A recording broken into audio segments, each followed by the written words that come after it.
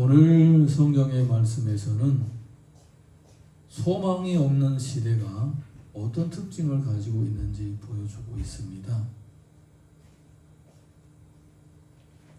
하나님을 믿는 백성이라면 항상 소망이 있어야 되는데, 그런데 이 백성들을 보게 되면 소망이 없습니다.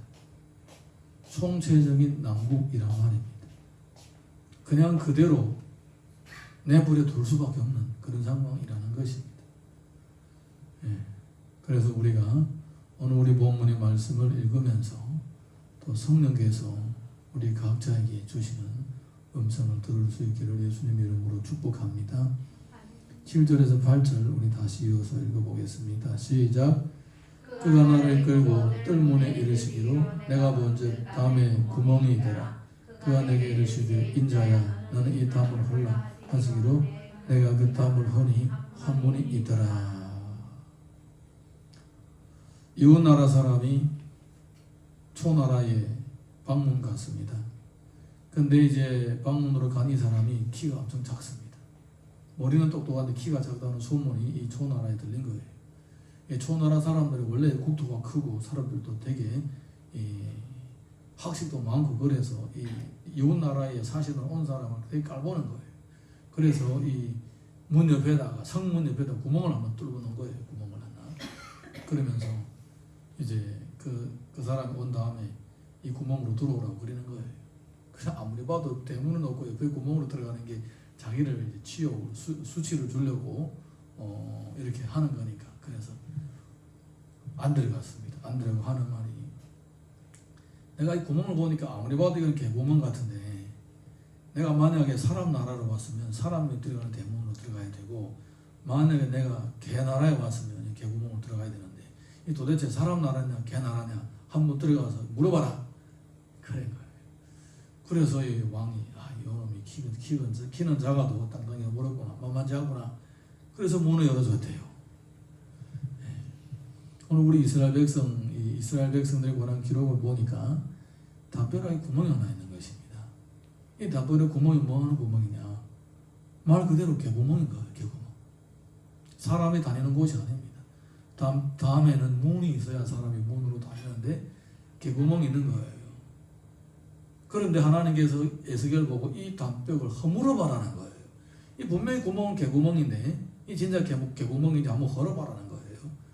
그래서 헐어봤더니 거기에 다음 뒤에 문이 있는 거예요. 그러니까 사람들이 여기다 개구멍이라고 보여주고는 실제로 그 개구멍으로 사람이 다닌 거예요. 이해가 되십니까? 이 개구멍 뒤에 바로 문이 하나 있는 거예요. 담을 헐어버리니까. 여러분, 이거 지금 그냥 우리를 재밌게 읽으라고 한 얘기 아니라 이것은 우리가 눈으로 보는 것이 전체가 아니라는 것을 보여주는 거예요. 하나님께서 보여주는 것만큼 우리가 보게 되는데, 사람들도 똑같게 자기를 속이려고 하고 좋은 모습만 보여주려고 하는 경우들이 많이 있는 것입니다. 그래서 우리가 보는 것이 전부가 아닐 경우가 너무나 많은 거예요.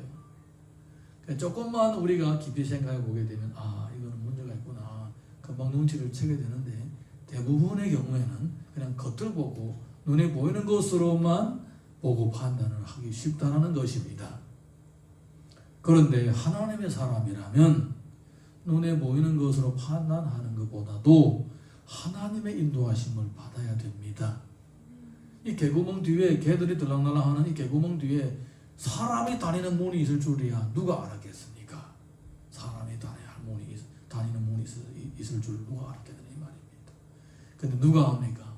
하나님이 인도하시는 사람들은 남이 보지 못하는 것을 보게 되고, 남이 보여주기 싫은 것까지도 보게 되는 것입니다.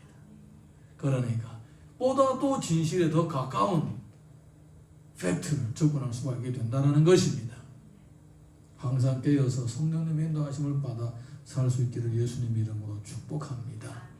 그래야만 만약에 우리가 성령님의 인도하심을 받는다면 첫 번째 사탄의 유혹에 넘어가지 않습니다. 두 번째 사람의 속임수에 넘어가지 않습니다. 세 번째는 누구한테 돈 사기 당할 것도 일도 없고, 성령께서 보여주시는 것입니다. 할렐루야. 구멍 뒤에 또 문이 있다는 거, 이거는 하나님께서 에스겔에게 보여주시는 것입니다. 이 문은 무슨 문이냐? 9절에서 11절 읽습니다. 시작. 또 내게 이르시되 들어가서 그들이 거기에서 행하는 가증하고 악한 일을 보라 하시기로 내가 들어가 보니 각양 곤충과 가증한 짐승과 이스라엘 족속의 모든 우상을 그 사방 벽에 그렸고 이스라엘 족속의 장로 중 70명이 그 앞에 섰으며 사만의 아들 야사냐도 그 가운데 서고 각기 손을 향로를 들었는데 향론이 구름같이 오르더라. 여러분, 경건한 무리들 중에서도 가라지가 있다는 것을 꼭 기억할 수 있기를 바랍니다. 이 기록을 보게 되면 우리는 몇 가지 놀라운 사실을 발견하게 됩니다. 그 개구멍의 뒤에 담을 헐어봤더니 사람이 다니는 문이 있는 것입니다. 그런 문 열고 들어가 봤더니 각양 곤충과 가증한 짐승들이 그려져 있습니다. 거기다가 플러스로 이스라엘 족속들이 섬기고 있는 우상들도 그려져 있다는 것입니다. 그러니까 이것은 우상을 섬기는 사람들이 만들어 놓은 위장막을 쳐놓은 우상 섬김의 장소라는 것입니다. 이 사람들은 나름대로 이스라엘 백성들의 지도자들입니다. 70명의 장로니까. 여러분 혹시 기억나는지 모르겠는데 이스라엘 백성들이 시내산 밑에 왔을 때에 모세는 시내산 위에 올라가고 그 시내산 중턱에 누가 있었습니까? 70명 장로들이 있은 거예요. 이스라엘 전체를 대표하는 70명 장로들이 거기에 있었습니다. 그리고 나중에 70명 장로가 모세와 함께 이스라엘 백성들을 돌보는 일을 감당하게 됩니다. 이스라엘 백성들의 대표자입니다. 오늘 여기 보게 되면 우상을 섬기는 사람들이 꼭 70명입니다. 뭘 가르치는 것입니까? 이스라엘의 리더십, 하나님의 뜻대로 하나님의 나라를 이 백성들에게 전파하고 집행해야 될 이 70명이 신앙의 생활에 있어서는 앞장서야 될 이 사람들이 지금 가만가만 숨어서 개구멍으로 다니면서 우상을 섬기고 있었다는 것입니다. 여러분, 꼭 현 세대의 목회자들과 똑같습니다. 우리가 이 21세기를 맞이하면서 중국도 마찬가지고 한국도 마찬가지고 더 먼 데는 잘 모르겠습니다만은 꼭 이런 목회자분들이 계세요. 겉으로는 보면 개구멍인데 딱 열어보게 되면 온갖 우상들이 가득 차 있는 거예요. 겉으로는 선교사이고 목사이고 성직자인데 뒤에서는 온갖 호박씨를 다 까고 있는 거예요. 네, 온갖 나쁜 짓 다 하고 있는 거예요. 그리고는 얼마나 자기 나쁜 짓을 합리화를 잘하는지 모릅니다. 나라의 법으로도 꼬투리를 잡을 수가 없고 교회의 법으로도 꼬투리를 잡을 수 없도록 얼마나 뒷수습을 잘 해놨는지 도저히 할 수 없습니다. 그래서 저는 개인적으로 하나님께서 이 신종 코로나를 허락하신 것도 이유가 있으시겠다. 있으시겠다 하는 생각이 들어요. 여러분, 신앙생활은 신실함이 필요한데 개구멍을 해놓고 자기는 뒤에서 딴짓하고 있는 거예요. 근데 하나님께서 그것을 다 보여주십니다. 그 사람들이 누구냐? 이스라엘의 지도자입니다. 여러분, 소망이 없는 시대의 특징이 뭐냐? 바로 지도자들의 타락이에요. 지도자들이 타락하면 그 시대는 소망이 없습니다. 그 시대는 망하는 거예요. 그러면 어떻게 되느냐? 다음 세대, 이제 철없는 어린 아이들이 자라가지고 그 아이들 중에 믿음의 사람들이 세워져야 그 다음 세대가 소망이 있는 겁니다. 만약에 다음 세대의 믿음의 아이들이 자라가지 못한다면 그럼 다음 세대도 소망이 없는 거예요. 그래서 지금 자라가고 있는 철없는 아이들이 중요한 거예요. 20되지 않고 성인이 되지 않은 아이들이 그들이 전자 부모를 따라서 교회 다니고 신앙생활하고 하나님의 뜻대로 살아간다면 그러면 다음 세대가 소망이 있는 거예요. 사랑하는 성도 여러분, 다음 세대는 어린 아이에게 달려있고 그럼 지금 세대는 누구에게 달려있느냐? 영적 지도자들에게 달려있는 거예요. 영적 지도자들이 만약에 다 이렇게 개구멍을 내놓고 뒤에서 호박씨를 까고 있다면 그 시대는 소망이 없습니다. 그래서 하나님께서 이 신종 코로나를 온 세상에 다 퍼뜨려져도 그 그것을 그냥 내버려 두셨는지도 몰라요. 얼마나 많은 교회들이 타락했습니까? 본질을 떠나서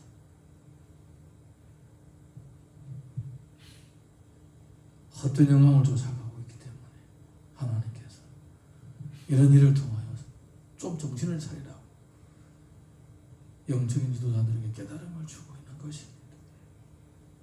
저도 반년 동안 지내오면서 반성을 참 많이 합니다. 하나님, 혹시 나는 큰 교회는 아니지만 내가 자그마한 교회를 목회하면서 나는 하나님 앞에 무엇을 잘못한 것이 없는가 반성하고 있습니다. 정말 감사한 것은 하나님께서 우리 교회를 그래도 불쌍히 여겨주셔서 이렇게 심지어 코로나 때문에 어렵고 어려운데도 6월달까지 우리 교회가 월세 한 번도 안 밀렸습니다. 할렐루야.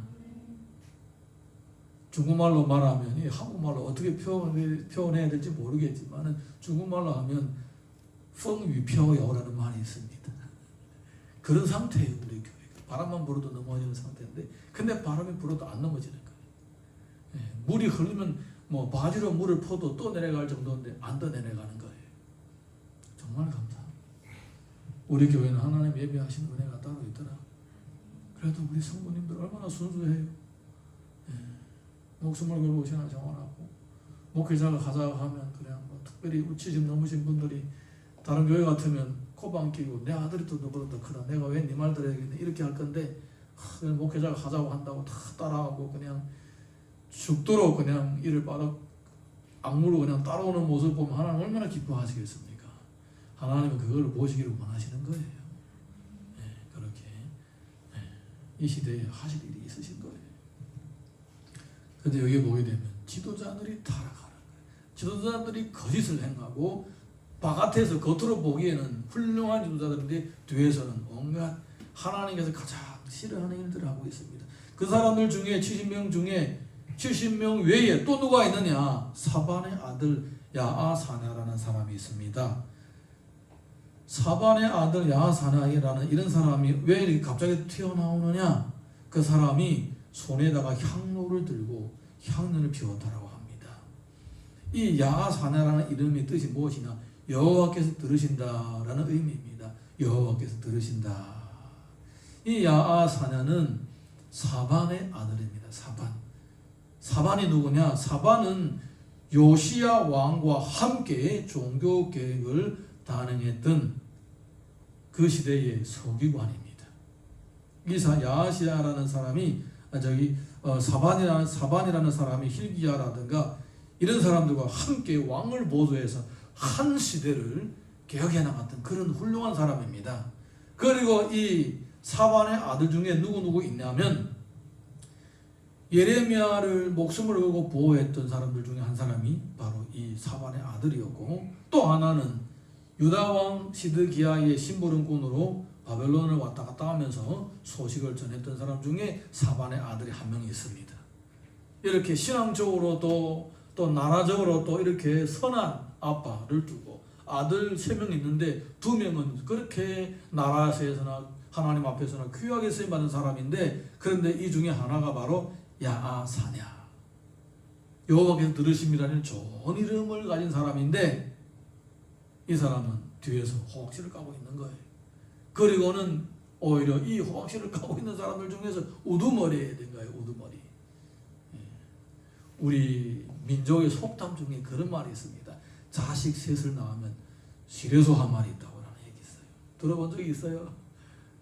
우리 30대 분들은 모를 수도 있어요. 시래소 한 마리도 몰라요. 자식 셋을 낳으면 시래소 하나 있다는 말이 있어요. 이게 바로 이런 분들을 구한 얘기입니다.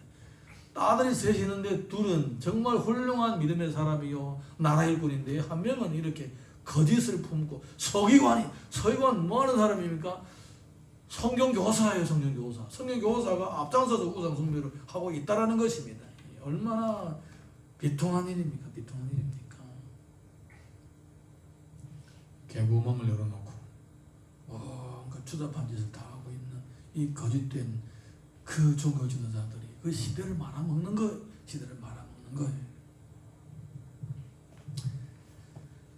에스겔 8장 12절 읽어봅니다. 시작.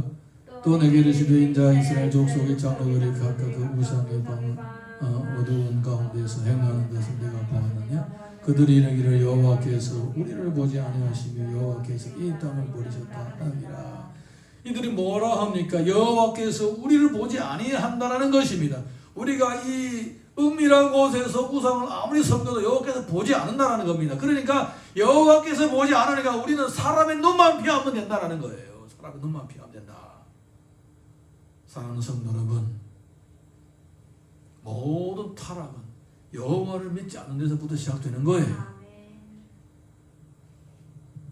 여호와 앞에서는 어떤 은밀한 죄도 숨을 수가 없습니다. 그런데 이들은 보지 않는다라고 생각하는 거예요. 아무도 보지 못해도 하나님은 불꽃 같은 눈동자로 다 살펴보시는 것입니다.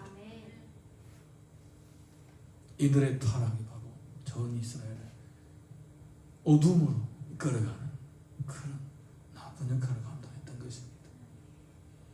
자, 우리 이어서 13절에서 14절 읽습니다. 시작.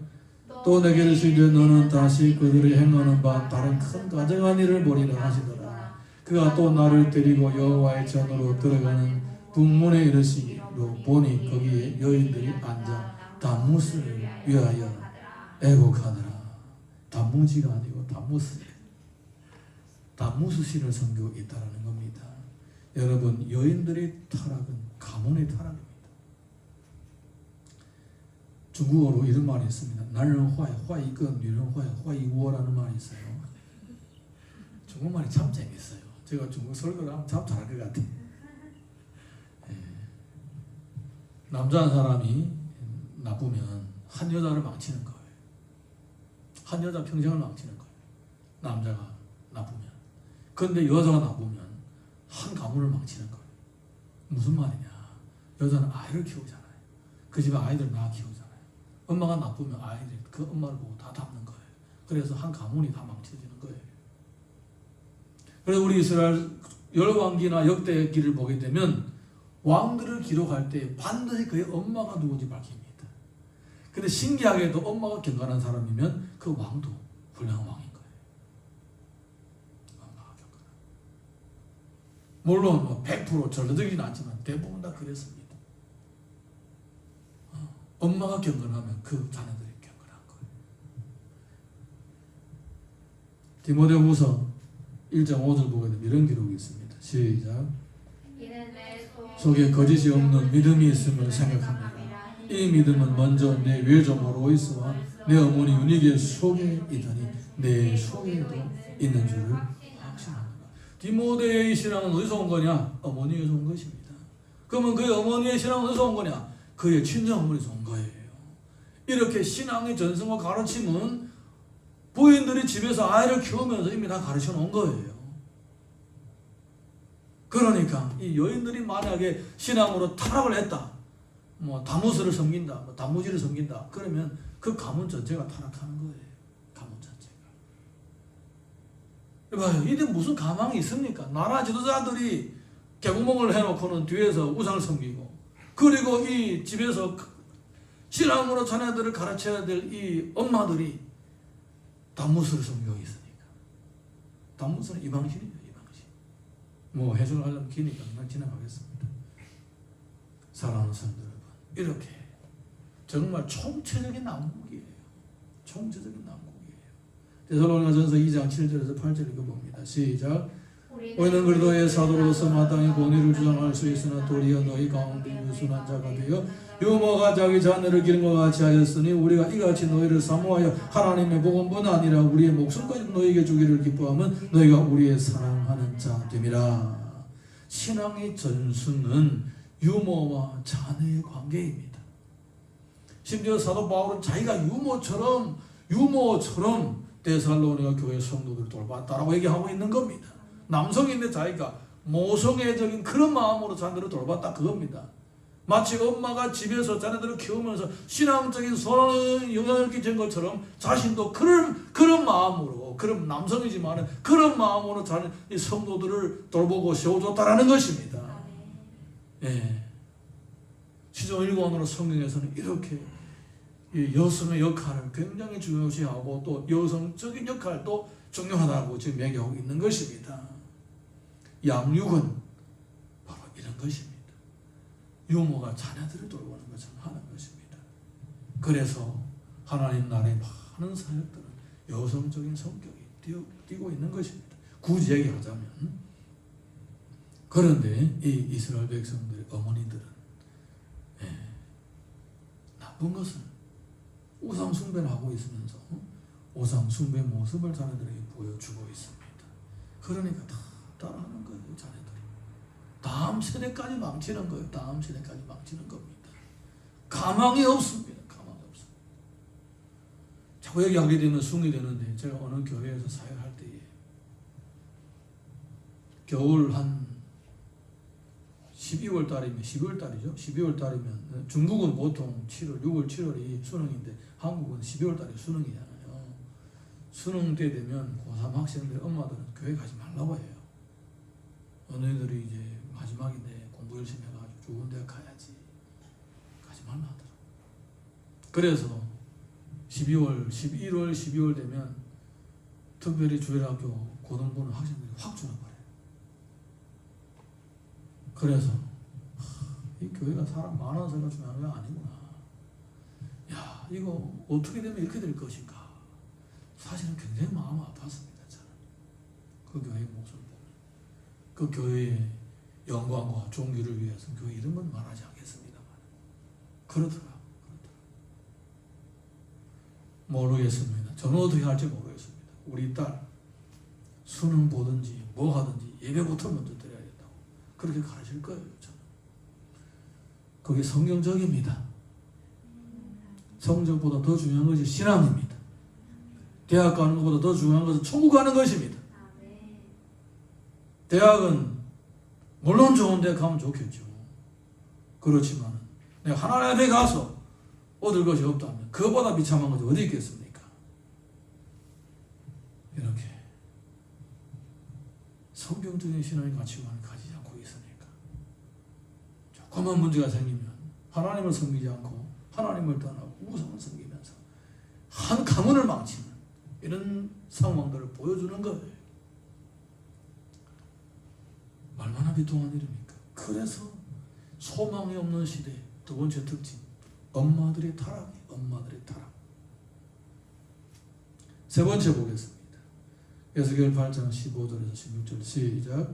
그가 또 내게 이르시되 인자야 내가 그것을 보았느냐 너는 또 이보다 더 큰 가증한 일을 보리라 하시더라. 그가 또 나를 데리고 여호와의 성전 안뜰에 들어가시니라. 보라 여호와의 성전 문과 현관과 제단 사이에서 약 25명이 여호와의 성전을 등지고 낯을 동쪽으로 향하여 동쪽 태양에게 예배하더라. 예배의 자리에서 하나님께 예배를 드려야 되는데 예배의 자리에서 뭘 하고 있습니까? 태양을 향하여 절하고 있더라 이 말입니다. 우상을 섬기고 있더라 이 말입니다. 여러분 우리가 방금 읽어봤던 소망이 없는 시대에서의 특징, 하나는 영적 지도자의 타락입니다. 두 번째는 엄마들의 타락입니다. 세 번째는 뭡니까? 예배의 타락입니다. 이 세 가지는 하나하나 점점 더 심각하고 더 큰 타락으로서 이렇게 이어져 왔는 것입니다. 이 세 가지 중에 하나만 문제가 없어도 그 시대는 소망이 있는 것입니다.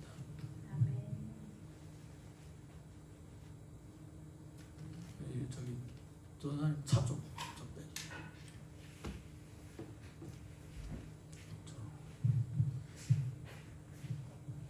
여기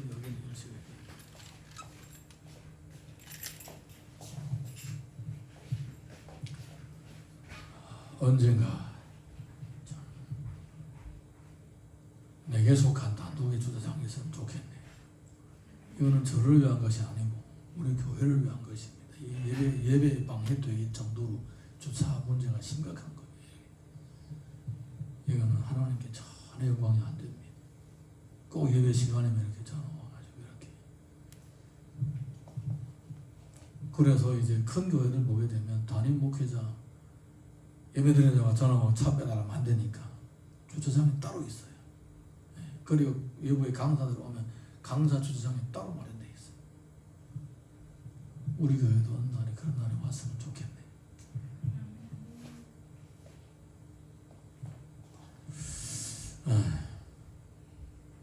순차적으로 점점 더 심각한 타락의 모습. 첫 번째는 영적 지도자의 타락, 두 번째는 엄마들의 타락, 세 번째는 예배의 타락입니다. 예배의 자리에서 우상을 섬기고 있다는 거예요. 마가복음 13장 14절 보게 되면 이런 내용이 있습니다. 시작. 멸망에 가져간 것이 서지 못할 곳에 선 것을 보거든 있는 자는 깨달을진저 그때 유대에 있는 자들은 산으로 도망할지어다. 멸망에 가져간 것은 어디에 섰느냐? 거룩한 곳에 섰다라는 것입니다. 그건 뭘로 하는 것입니까? 하나님을 섬겨야 될 곳에서 가증한 일을 행하고 있다는 겁니다. 그런 상황을 보게 되면 빨리 도망가라는 겁니다. 왜? 멸망이 곧 오게 된다는 것을 의미합니다. 그래도 참 나는 한국 교회가 소망이 있다고 생각한 것이 무엇이냐? 그래도 한국 교회들은 아직까지는 소망이 있습니다. 예배에 목숨을 거는 교회들이 많고 또 예배를 소중하게 여기는 목회자들도 많고 그렇기 때문에 아직은 소망이 있다고 봅니다. 예배의 타락은 마지막 타락입니다. 예배가 오염되어지면 그 다음에는 끝이 온 거예요. 끝이 온 거예요. 그래서 하나님께서 오래전부터 이 영적인 깨달음을 주셔서 저는 우리 가족들도 그렇고 그 교회 성도들도 그렇고 꼭 예배의 목숨을 걸으라고 그렇게 가르쳤어요. 언제 한 번은 어르신들이 내가 힘들어서 예배드리려 못 가겠다고 그러시더라고요. 죽을 같다고 그러시더라고요. 그래서 죽어도 교회 와서 죽으세요. 그랬더니 아무 말도 안 하시더라고요. 후에 알고 보니까 교회는 못 나오는데 운동을 하달라는 가시더라고요. 운동하라. 교회는 못 오겠다는데 운동하라는 가시더라고요. 연세 많으시니까 다 넘어가는 거예요. 그냥 모른 척하고 알아도 모르고 모르도 알고 도로도로 그냥 지나가는 거예요. 연세 많으시니까. 그런데 그렇게 연세 많으신 분들에게도 그런 얘기를 하고 있는데 젊은 사람들 향한 저의 마음은 얼마나 간절하겠습니까? 좀 목숨을 걸고 예배를 드리라고 하고 싶은 생각이 여기까지 올라오는 거예요. 그렇지만 들을 사람이 듣고 안 들을 사람이 안 듣기 때문에 아예 말을 안 하는 거예요. 여러분들에게는 들을 기가 있기를 예수님 이름으로 축복합니다. 꼭 바로 너야! 이렇게 집어서 얘기해야 알아들을 사람이 있고 그냥 대충 얘기해도 깨닫는 사람이 있는 거예요. 어떤 사람들은 바로 너야! 라고 얘기하면 왜 나를 지적하냐고 또 이렇게 반발하는 거예요. 엄청 어렵습니다. 여러분 나중에 목회를 꼭 해봤으면 좋겠어요.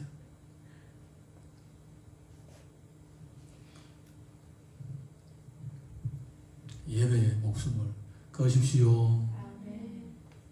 대충 두루뭉실하게 예배를 그냥 들어도 되고 안 들어도 되고 그렇게 생각하다가는 예배에 타락하는데 선두에 설 수도 있는 거예요. 이렇게 예배들 나와가지고는 딴 생각할 수도 있다라는 거예요. 예배들 나와가지고 딴 생각하고 있잖아요. 예배들 나와가지고는 뭘 하고 있습니까? 태양을 보고 절하고 있는 거예요. 태양을 보고 예배의 자리에서. 사사기 6장 25절에서 27절을 봅니다. 시작. 그날 밤에 여호와께서 기드온에게 이르시되 내 아버지에게 있는 수소 곧 치즈는 내 술제 수소를 끌어오고 내 아버지에게 있는 바알의 제단을 그 곁에 아세라 상을 짓고 또 이 신산 꼭대기에 내 하나님 여호와를 위하여 규례대로 한 제단을 쌓고 그 틀째 수소를 잡아 내가 찍은 아세라 나무로 번제를 드리리라 하시니라.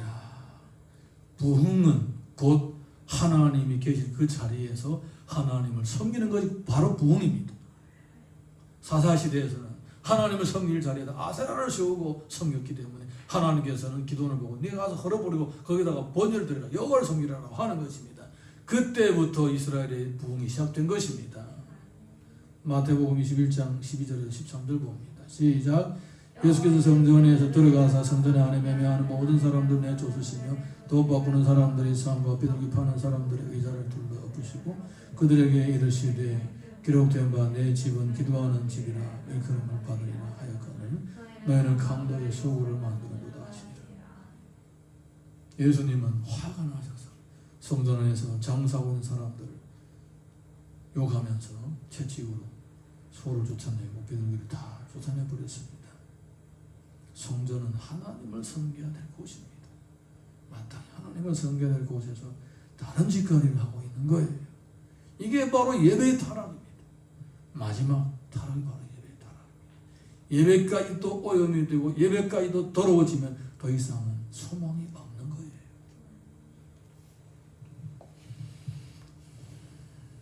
에스겔서 8장 17절에서 18절 읽습니다. 시작.